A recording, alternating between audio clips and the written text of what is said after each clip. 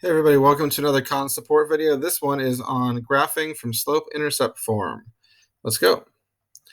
All right, so you can see here that the line that we're given is in slope-intercept form. Remember, the thing that's multiplying the x is called the slope. It's the rate of growth. And then the thing that you're adding to that is the y-intercept, right? So it's in the form y equals mx plus b. So the slope in this case is 5/3, and the y-intercept is -9. Now, what that means is that the first point you want to start with is the y-intercept, which would be down at -9 on the y-axis. So this line crosses the y-axis at -9. And then from there, it has a slope of 5/3, which means it goes up 5 and to the right 3, because the top value is the change in the y direction and the bottom value is the change in the x direction. So +5 change in y, up 5, and then +3 change in x, to the right 3. So we're going to go up 5 from there, up 1, 2, 3, 4, 5, and then to the right 1, 2, 3. Okay, so we can see here that this is the correct placement of the line. So the y-intercept is -9, then you go up 1, 2, 3, 4, 5, and to the right 3, and there's your line. That's it.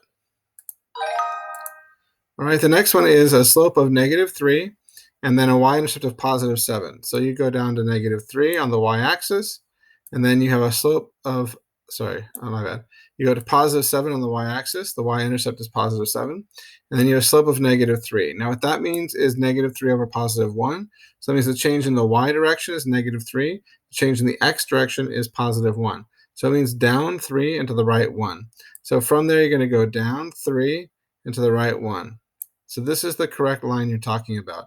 From that intercept of 7, you're going down 3 into the right 1, down 3 into the right 1, down 3 into the right 1. Notice every time I do that, I'm back on the line. Okay, so that's the staircase of movement of the line. Remember, a negative slope is going to be going down from left to right. Positive slope is going to be going up from left to right. If it's a slope that is a greater absolute value than 1, it's going to be pretty steep.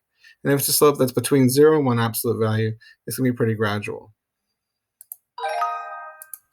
Okay, this one is a starting value of -3 on the y-axis. That's your y-intercept. So go down to -3 on the y-axis. And then it has a slope of -3/2, which basically means -3 over +2, or 3 over -2. Now, if we think of it as -3 over +2, it basically means you're going to go from here down 3 and to the right 2. So there you go. Down 3 units. Let me make sure this goes down 3 units. Down 3 units and to the right 2 units. So this is the line we're talking about here. Now notice that it also means that you can go up 3 units and to the left 2 units. So that would be another way of talking about a -3/2 slope. When it has a negative slope, it's always going to be going down from left to right.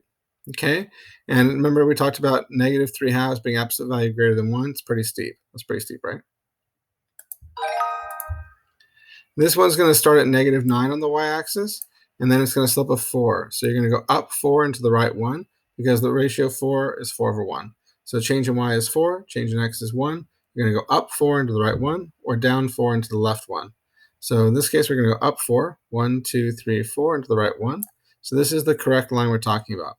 It's a positive slope. It's very steep because it's of greater than 1 absolute value, and it's going up from left to right, right? So that's the slant of the line. Remember, the slope 4 is just change in y over change in x from one point to the next on the line. It's the staircase of movement along the line. And then the plus thing, what we're adding here, we're adding -9. And that's the same as taking away 9, right? Adding -9. So you're really adding a -9 here. And that's the y-intercept. When x is 0, y is -9. That's why it crosses the y-axis at -9. Okay, so we've got our 2 points. We've got our beautiful blue line. We're good to go. And that's how you graph slope-intercept form. Pretty easy, right? Let's just end the video then.